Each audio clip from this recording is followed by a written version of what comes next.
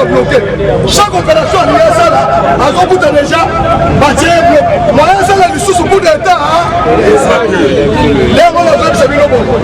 Nous n'allons pas échouer.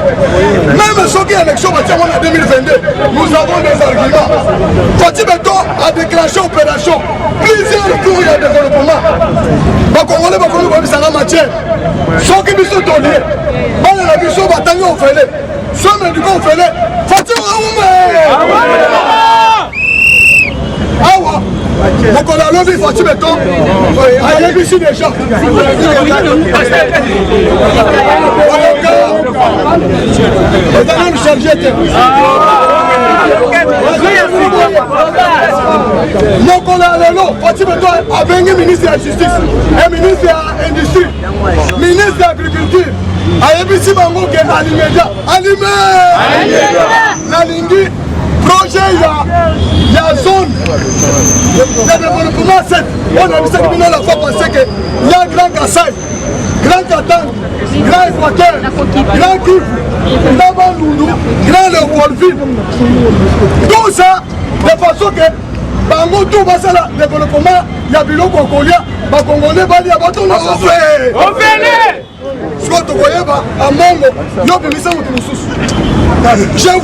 j'ai dit si bon déjà ceux qui vont attaquer moto déjà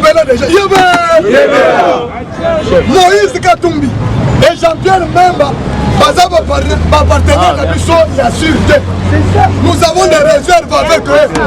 La vraie majorité, je vous dis ceci, la vraie majorité au total de 280 députés. 300 ont taillé et la majorité informateur, les 111 députés, pour qui sauter. La épique est déjà manquée. Ceux qui l'ont dit que vous pouvez et que le ministère, majorité on est composé. Mais total la majorité stable, on est conduit par Jean-Marc Kabunda. Là, il y a FCC. Pour la Kabila Toboy, il y a Jean-Marc Kabunda, il y a FCC et il y a IDPS et allié. Donc ça, il y a une majorité stable. Or, majorité parlementaire, est égal à 250 plus 1. Comme nous avons déjà 280, nous avons le Batena. Il n'a pas suivi. Ah ouais, on connaît que ça vient de la communauté internationale des États-Unis d'Amérique, l'Union européenne, Chine, plus la Russie, c'est une fois que ceux qui ont l'Union européenne dans la Kenya, et c'est qu'ils ont normalisé les relations, la frontière de l'Union. C'est pourquoi les Américains il faut que tu aies suivi. Il y a Masolo qui est la vice-présidence Kamala Harris. Dans un pays, c'est un partenaire ici. Ceux qui ont collaboré, la voiture, vous allez voir. Après, sortir au gouvernement, le président est venu affronter la mission pour sauter. On va voir le dynamisme. Il y a plein d'AS. Dans Fatih Beton, déjà l'information. Après, c'est ordre que tous les généraux basés la Katana nous sont pas de gagner Kinshasa pourquoi les Américains vont dire que les généraux nous sont à Kabila Kalawana ils ont préparé un coup d'état. C'est la raison pour laquelle Fatih Beton a dit John Lunumbi, Kaleb Moutom, Général Olenga, Général Amouri, Ami Sikumba, ils sont éveillés. Les Sénégalais vont se battre déposer les armes. La fonction Bazali. Il ne peut pas suivre. Parce que c'est lui commandant suprême des forces armées. Est-ce que vous avez vu que RDC, parmi les 54 États où l'Amérique ont géré, RDC a commis 11e sur le plan des forces armées congolaises. C'est-à-dire, les soldats n'habituent pas à outiller, pas bien formés. D'ici 5 ans, les sous-armées sont en Afrique à hauteur. Égypte, ailleurs, c'est une année. Nabukangalos, Soya Zalakia, Aouti Bukangalos. Comment nous avons récolté 65 000 tonnes de maïs. Tunisia, la minute où on va dans le Mouchoumaï. Balobi, qui va passer la bilanga. Donc, comment on a maintenant il faut une campagne à ça la ligne. Parce que nous sommes la campagne dans le bouton, gratuité de l'enseignement, Banzela et Bénin, Babylon Kokolia, Kabila Sali 18 ans, 120 bis. Mais faut-il plutôt dans 2 ans, c'est 440 bis. Kabila Sali 18 ans, avec Koulouna. Lobby samedi, on attend 600 Koulouna na Kami. Avion Kokoumema Bangonyoso, tout Kami. Il ne pas suivre quoi. Gouvernement d'ici fin de la semaine, gouvernement est sorti. Et là, gouvernement est aboyé. Maintenant, ce que le gouvernement est venu, la carte d'Assemblée nationale, commission, sous-commission, il y a défense et sécurité. Et ça, géré par le Zouaka. Soit que le gouvernement va présenter le gouvernement va investir les individualités. Va investir le programme. Ceux qui vont adopter le programme, c'est-à-dire va investir le gouvernement. Maintenant, il y a un sous-commission dans la tête de l'Assemblée nationale, et ça géré par les anciens kabylistes. Et c'est ce qui va changer. 16 groupes parlementaires. Ouais, ça la conférence des présidents.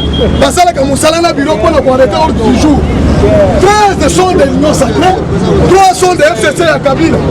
Maintenant, et c'est ce qui va changer partout. Les individus dans 13 groupes. Maintenant, le gouvernement est en Koya. Et ça la Moussala qui tombe. Il ne peut pas suivre fort. Dans mon état, ça l'a quitté. Bon, je dis, je vous nakoloba mingi te nakoloba kaka mwa 12 minutes après natikeli ndeko aza mpe wana abakisa UDPS bifa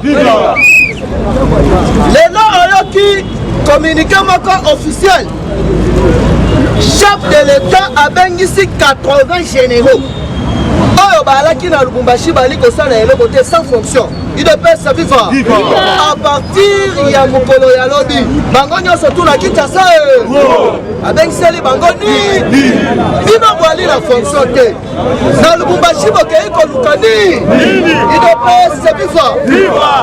Dernièrement awa boyoki bakangi proche ya Hippolyte Kanambe moko na niveau ya Lubumbashi après rencontre na bango. Chers combattants, Tipouana azali mutu ya mboka ya Biélorussie asalaka mpe na consul na bango, mais azali grand trafiquant ya ba-armes UDPS bifa.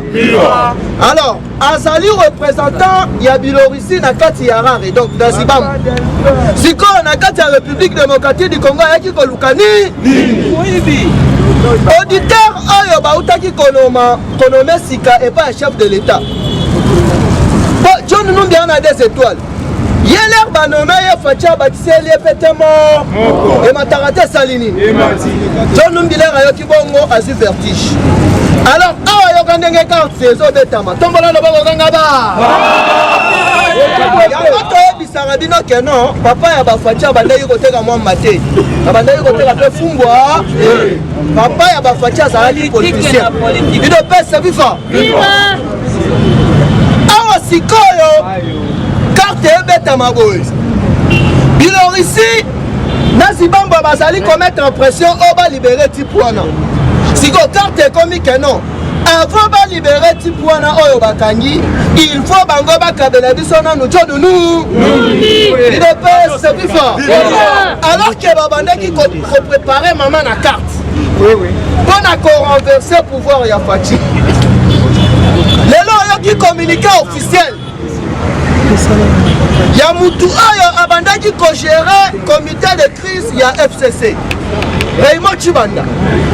Alobi ba membre nyonso oyo ya FCC bako participer na gouvernement te. Soki ba participer bako kende ko porter plainte na justice. Basali mabo. Bino botelemelaki état de droit. Oh république de juge. Si qu'on a justice sango bako kende na justice oyo wa. Il pèse plus fort.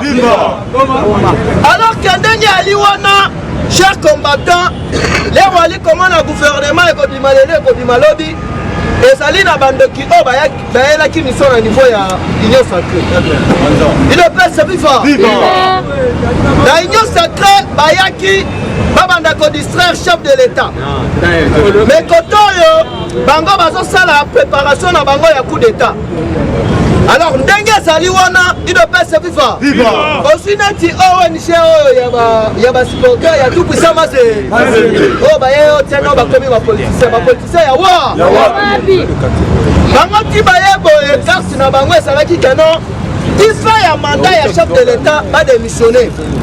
Alors tikoya baye na union sacrée balingaki babanda kobloke mais faut ti mpe mwana mayele akamati justice abombi yango na po akamati intérieur na poche bango sikoyo basaki na posa baswa oteno intérieur bakamata na affaire étrangère bapesa bango po babanda kokotisa bato wana na ndenge ya kungulu mpe awa ndenge ezali wana badematele réseau moko bazali kosala baduplicata ya carte d'électeur idepesa viva place nyonso okomona mutu oyo azali kosala carte d'électeur frauduleusement. Alerter déjà la police akanga yande parce que banda bayoki keno tozali kolobela makambo ya recensement yeba keno ba Rwandais basokota butumoi na niveau ya est bo bayoki déjà keno recensement. Alors ezali na réseau mafia oyo ezali bien sponsorisé par Olive na mobile na ye ya keno babanda kofournir déjà bato wana baduplicata idepesa viva der bakopesa bango po le recensement ekoya babrandur bakarte wana neti bandeko na biso bako mais tour oyo kosuka kaka bongo na recensement te oleki basali o recensement oleki koto oyo idepesa viva ofinika buto boye basali yo te seadet bala moko na solante na yo ebimaka te esalini betela faci mabo makasi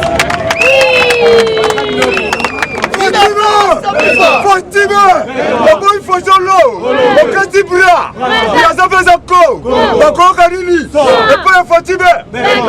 Ah, si quoi, il y a pas chute. Hippolyte Kanambe a sali 18 ans na Congo. Mais à bateau moko ya pêche atira la kosomba yango te. Mais ah, Fati 2 ans à Pamba, 4 bateaux na Kinshasa. Kabila sali 18 ans. A payé 150 transco. Fati aye, Karana 200, 450 transco. Kabila accueilli Kosomba 2 avions. Il y a qu'on a fait en plus. Mais Fati Azali on a rassemblé oui avion mobile. Ok non Fati ça est là. Baba le commandant faut papa bilom tasombiam. Il est pas satisfait. Awa sikoyo carte nini robeta. Oyoki déjà balobi il faut babanda recensement. Ya ba entreprise nyoso ya le place okoyoka sikoyo bakokanga batu yango wana. Yango ali komona keno ezali na ba groupe parlementaire oyo bazali ko bloquer sortie ya gouvernement. Yo balobi boya na bano oyo bokoya na ngole ti ba candidat ministérable mais na kati wana bocha bana basi. Mais aussi ensemble pour le changement. Baye la liste na bango bana basi bazalité. Il est pas viva. Ti point na derrière toi loba awa aya lisusu awa. Les razongi oteno bapesa ye ministère ya affaires étrangères. Akoso yango atamu koloboko. Sikoyo azali koluka ministère ya affaires étrangères pona nini? Po bayoki déjà que non resa. Ndenge ezali wana tour oyo po postuler. Il faut papa na yo azala Congo. Maman na yo azala Congolais. Soki ezali bongo te oteno Congolais ya diloko liba. Et puis ezana loi moko ekofotame. Po postuler na Congo. Il faut azala 100% Congo. Makambu ya lisusu ba Congolais oyo bayana developer na Kinshasa aboué. Bokonzi oyo ya fachiti mumelo nzamba kosala nini? Parce que oyo ezali nango transition sans Kabila.